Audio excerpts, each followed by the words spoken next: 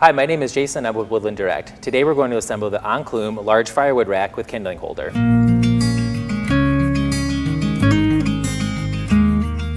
Included with this log rack are 6 button head screws, 1 Allen wrench, 4 hard glides, 2 uprights, 2 kindling holders, and 2 legs, which are American-made, high-quality, hammered steel that have been designed with a clear coat finish, allowing for an outdoor application if desired. Let's begin by sliding the floor glides onto the bottom of the legs.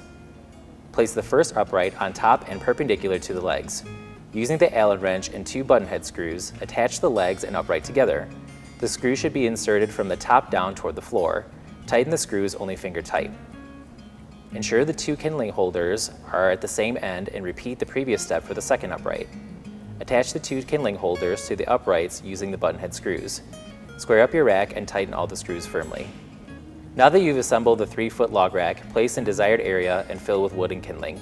If you want to purchase this firewood rack or any of our other Enclume firewood racks, visit us at woodlanddirect.com or call us at 800-919-1904.